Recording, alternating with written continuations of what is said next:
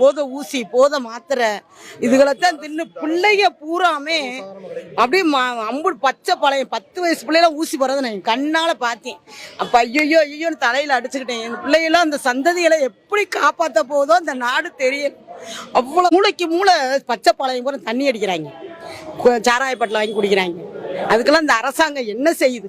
மாத்திரையெல்லாம் இவ்வளவு மாத்திரம் வெளியே வந்து போதை மாத்திரை. நகராட்சி நிர்வாகத்துறை ஊழல், ஊரக வளர்ச்சித்துறை ஊழல், கனிம வளத்துறை ஊழல், எரிசக்தி துறை ஊழல், கலால் வரி மற்றும் டாஸ்மார்க் ஊழல், பத்திரப்பதிவுத்துறை ஊழல், நெடுஞ்சாலைத்துறை ஊழல், நீர் ஆதாரத்துறை ஊழல், சென்னை மாநகராட்சி ஊழல், தொழில்துறை ஊழல், பள்ளி கல்வித்துறை ஊழல், மக்கள் நல்வாழ்வுத்துறை ஊழல், வேளாண்மை துறை ஊழல். அதான் 10 வயசு இல்லை, நாளைக்கு இலவசமாக பிறந்த போதே ஊசி போட்டுருவாங்க. அப்போ என்ன பண்ணுவீங்க? ஏன்னா அப்படி ஊசி போட்டு போதைக்கு அடிமையாக்கி அப்படி சாராயம் கொடுத்து அப்படியே போதைக்கு அடிமையாக்கி தான் இவங்க கொள்ளை நடத்த முடியும். போதை ஊழல் அதுதான் மாடல். நன்றி.